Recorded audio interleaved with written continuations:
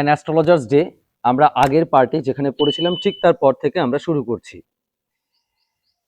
A considerable portion of this crowd, এই ভিড়ের বেশিরভাগ অংশটাই, a considerable portion of this crowd dallied before the astrologer too. Dallied means waste time. Okay, dally, waste time, সময় নষ্ট করা মানে সময় কাটাতো আর কি। একটা জনতার বেশিরভাগ অংশ, একটা ভিড়ের মানে জনসাধারণের ভিড়ের অংশ, বেশিরভাগ অংশটা কি করতো, সময় কাটাতো কোথায়, ওই অ্যাস্ট্রোলজারের সামনে। The astrologer transacted his business, এই অ্যাস্ট্রোলজার যিনি জ্যোতিষী আর কি, তার যে ব্যবসা সে চালাতো by the light of a flare, একটা শিখার আলোতে। ফ্লেয়ার মানে আগুনের শিখা, যে আগুনের শিখাটা হুইচ ক্র্যাকেলড, যে আগুনের শিখাটাই কেমন হতো, চটচট করে আওয়াজ হতো, সাউন্ড হতো, ঠিক আছে। অ্যান্ড স্মোকড আপ, ধোঁয়া উঠতো, স্মোকড আপ ধোঁয়া উঠতো above the groundnut heap nearby, ওই যে গ্রাউন্ড নাট অর্থাৎ যে বাদাম বিক্রেতা, যে বাদামের স্তূপ আছে, সেই সেই যে স্তূপের উপর দিয়ে ধোঁয়া বইতো বা ধোঁয়া বেরোতো।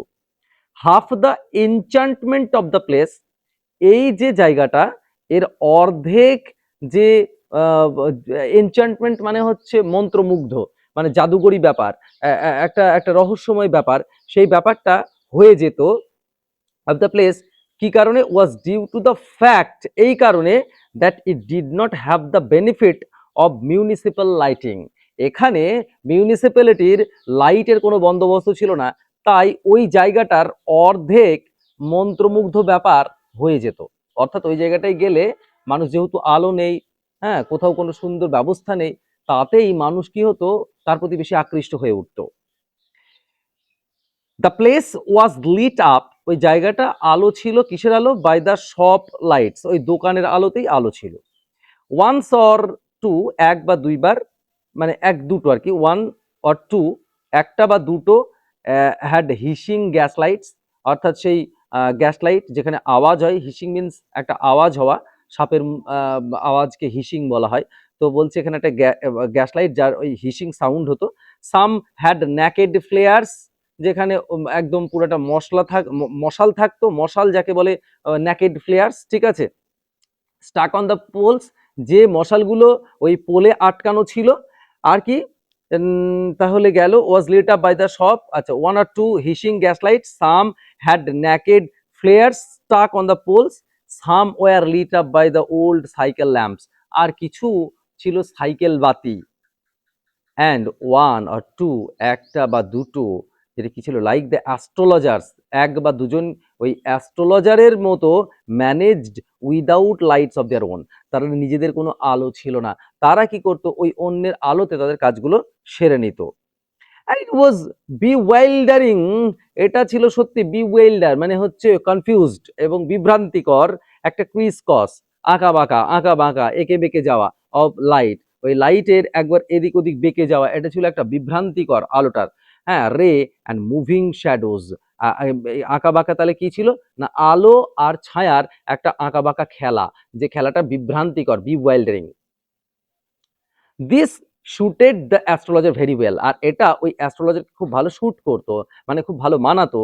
ফর দ্য সিম্পল রিজন, তার একটা সাধারণ কারণ হচ্ছে that he had not the least intended to be an astrologer, তার এতটুকু সামান্যতম ইচ্ছা ছিল না এই অ্যাস্ট্রোলজার হওয়া। হোয়েন হি বিগ্যান লাইফ, যখন সে তার জীবন শুরু করেছিল।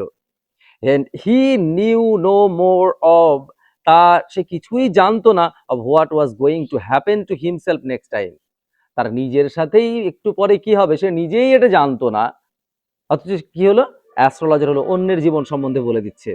হি was as much a stranger to the stars as were his innocent customers, তার এই নিষ্পাপ যে কাস্টমারগুলো, খরিদ্দারগুলো, তারা যেমন অজানা ছিল এই নক্ষত্রদের ব্যাপারে, সেও সেরকম ছিল নক্ষত্রদের কাছে, সেও অজানা ছিল, তার কাছেও এই নক্ষত্রগুলো অজানা ছিল, যেমন কাস্টমারগুলোর কাছে রয়েছে।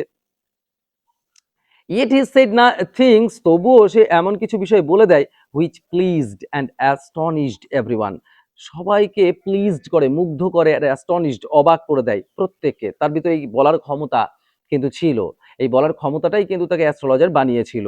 And that was more a matter of study. আর এটা ছিল এমনি এমনি নয়, কিন্তু এটা একটা পড়াশোনার ফসল, স্টাডি করার, ওকে, পর্যবেক্ষণ, প্র্যাকটিস, এটা অধ্যাবসায়ের ফসল, অ্যান্ড শ্রুড গেজ ওয়ার্ক, এবং এটা ছিল একটা চতুর, শ্রুড গেজ ওয়ার্ক, একটা অনুমানের খেলা, ঠিক আছে। এমনি এমনি কিন্তু সে ভালো অ্যাস্ট্রোলজার হয়নি, তার একটা স্টাডি, তার প্র্যাকটিস, তার গ্রেজ ওয়ার্ক, এগুলো দিয়েই কিন্তু সে কি হয়েছিল, অ্যাস্ট্রোলজার হয়েছিল। অল দ্য সেম, সবসময় it was much an honest man's labour as any other, that he deserve the wages he carried home at the end of a day. তাহলে বলছে অল দ্য সেম, মানে সব ক্ষেত্রেই it was as much an honest man's labour, actually এটা ছিল একটা সৎ মানুষের পরিশ্রম, অ্যাজ এনি আদার, অন্য যে কোনো সৎ মানুষের মতোই। And he deserve the wages, সে যে আর্নিংটা করতো, যে ওয়েজেসটা সে পেত, সেই ওয়েজেসটা he carried home at the end of day, সে বাড়িতে বহন করে নিয়ে যেত দিনের শেষে। আমরা পরের প্যারাটা দেখব। He had left his village without previous thought or plan. He had left, সে ত্যাগ করেছিল তার গ্রাম, তার কোনো ধরনের আগাম প্ল্যান ছাড়া, পরিকল্পনা ছাড়া, কোনো চিন্তা ছাড়াই সে বেরিয়ে গিয়েছিল বাড়ির থেকে।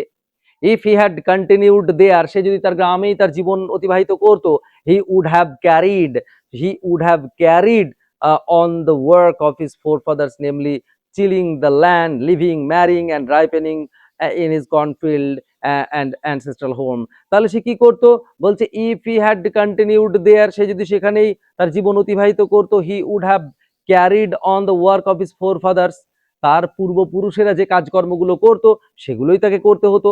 নেমলি টিলিং দ্য ল্যান্ড, ওই জমি চাষ করা, লিভিং, বাস করা, ম্যারিং, বিয়ে করা, অ্যান্ড রাইপেনিং হিজ কর্নফিল্ড, ওই শস্য পাকানো, অ্যান্ড অ্যানসেস্ট্রাল হোম, ওই যে পূর্বপুরুষদের বাড়ি, সেখানেই তাকে জীবন অতিবাহিত করে দিতে হতো। But that was not to be, এটা হওয়ার ছিল না, ওকে, এটা তো হওয়ার ছিল না। He had to leave home without telling anyone, সে বাড়ি ত্যাগ করেছিল কাউকে না বলেই। And he could not rest till he left it behind a couple of 100 miles, আর সে বলছে হি কুড নট রেস্ট, রেস্ট নিতে পারেনি যতক্ষণ না he left it behind a couple of 100 miles, 100 Miles মানে 200 মাইল, তো কাপল অফ 100 মাইলস বলেছে, হ্যাঁ, তার জন্য 200 মাইল সে যতক্ষণ না হেঁটে গিয়েছে ততক্ষণ সে রেস্ট নেয়নি। To a villager it is a great deal, আর একটা গ্রামের মানুষের ক্ষেত্রে 200 মাইল চলে যাওয়াটা এটা একটা বিরাট বড় ব্যাপার, বিরাট বড় ব্যাপার। অ্যাজ ইফ, যেন ওশান ফ্লোট বিটুইন, সে যেন দুই সমুদ্রের মাঝখানে বাস করছে, বা তার মাঝখান দিয়ে যেন একটা বিরাট বড় সমুদ্র চলে গেছে, অর্থাৎ সে এই 200 মাইল পথ অতিক্রম করাটা তার কাছে বিরাট বড় ব্যাপার। He had a working analysis of ম্যানকাইন্ডস travels, তার একটা বিরাট বড় ক্ষমতা ছিল, বিশ্লেষণের ক্ষমতা, ওয়ার্কিং অ্যানালিসিস, ঠিক আছে, বিশ্লেষণের ক্ষমতা, মানুষের যন্ত্রণা, ম্যারেজ মানে বিয়ে, টাকা পয়সা, মানি, ওকে, এইসব নিয়ে তার একটা অ্যানালিসিস ছিল। And the tangles of human lies, মানুষের জীবনের বিভিন্ন ধরনের কষ্ট, যেমন বিয়ে, টাকা পয়সা, ইত্যাদি ইত্যাদি, এইসব নিয়ে তার কি ছিল, একটা বিরাট অ্যানালিটিক্যাল পাওয়ার ছিল। অ্যান্ড লং প্র্যাকটিস, তার দীর্ঘ যে অধ্যাবসায়, হ্যাড শার্পেন্ড হিজ পারসেপশন, তার যে পারসেপশন, ঠিক আছে, তার যে গেজ ওয়ার্ক, সেটাকে বেশ খানিকটা ধারালো বা মসৃণ করে দিয়েছিল। উইদিন 5 মিনিটস, 5 মিনিটের মধ্যে হি আন্ডারস্টুড, বুঝে যেত, হোয়াট ওয়াজ রং, তার সাথে কি হয়েছে, অ্যান্ড সে কেন এসেছে সে বুঝে যেত। অ্যান্ড হি চার্জ 3 পাইস, সে 3 পয়সা চার্জ করতো পার কোশ্চেন, প্রত্যেকটা প্রশ্নের জন্য। নেভার ওপেন্ড হিজ মাউথ, সে তার মুখই খুলতো না, till the other had spoken for at least 10 minutes, যতক্ষণ না 10 মিনিট সে বকবক করবে ততক্ষণ সে কিছুই বলবে না। আর 10 মিনিট বকবক করলে সে সবকিছুই বলে দেবে। আর মানুষ জ্যোতিষীর কাছে আসে কেন, সেটা বোঝা খুব খুব সহজ, কারণ প্রথমেই সে তার সেই কথাটা বলে দেয়। ওকে, তো যাই হোক, হুইচ প্রোভাইডেড, এই 10 মিনিটের তার কথা বলাটা, which provided him enough staff for a dozen answers and advises, তাকে অনেক কিছু দিত এই 10 মিনিটের কথা বলাটা, তার অ্যাডভাইস এবং তাকে কিছু বলার জন্য, ওকে, তাকে যে কিছু বলবে সেটার জন্য তাই রসদ পেয়ে যেত, তথ্য পেয়ে যেত। when he told the person, সে যখন সেই ব্যক্তিকে বলতো, বিফোর হিম, তার সঙ্গে সামনে থাকা সেই ব্যক্তিকে, গেজিং অ্যাট হিজ পাম, তার হাতের তালুর দিকে তাকিয়ে, in many ways you are not getting the fullest result for your efforts, অনেক দিক থেকেই তুমি তোমার যা কর্ম, যতটা প্রচেষ্টা করো তার ফল তুমি পাচ্ছ না। And 9 out of 10 were disposed to agree with him, আর 10 জনের মধ্যে 9 জনই এটাতে প্রস্তুত ছিল বা রাজি ছিল মানতে, হ্যাঁ আপনি ঠিক বলেছেন, এইটা মানতে রাজি ছিল। তার কারণ আমরা প্রত্যেকেই মনে করি আমরা যেটা এফর্ট দিই তার রেজাল্ট আমরা পরিপূর্ণভাবে পাই না। Or he question or he question, সে এরকম প্রশ্ন করতো, is there any woman in your family, আচ্ছা তোমার পরিবারে কি এমন কোনো মহিলা আছে, maybe even a distant relative, হতে পারে কোনো দূরের আত্মীয়, who is not well dispose toward you, যে তোমার বিষয়ে খুব একটা ভালো চায় না, বুঝলে। Or he gave an analysis of character, বা এরকম তিনি তার চরিত্রের বর্ণনা দিতেন। দেখো এসব কথা বললে যে কেউ বলবে হ্যাঁ হ্যাঁ ঠিকই বলেছো, একজন মহিলা আছে আমার পিছনে সবসময় লাগে, আর মহিলারা এই বিষয়গুলোই পটু হয়, আমরা জানি। তো যাই হোক, আমাকে যেন কেস দিও না, আমি কিন্তু অবশ্যই মানে মহিলাদের পক্ষেই থাকি। যাই হোক, most of your travels are due to your nature, তোমার নেচারটাই তো এরকম, সেই কারণেই এত কিছু তোমার যন্ত্রণা, তোমার ট্রাভেলের কারণেই তো তোমার নেচার।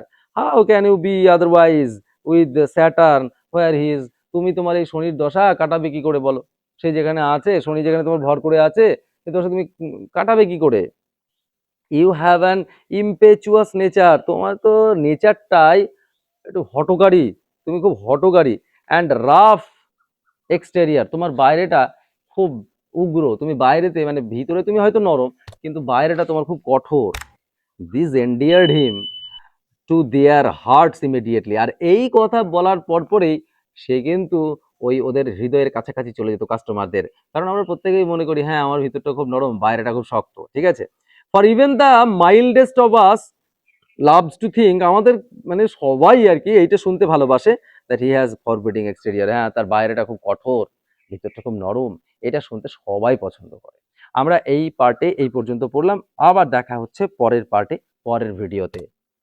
শেষ পর্যন্ত জুড়ে থাকার জন্য তোমাদেরকে অসংখ্য ধন্যবাদ।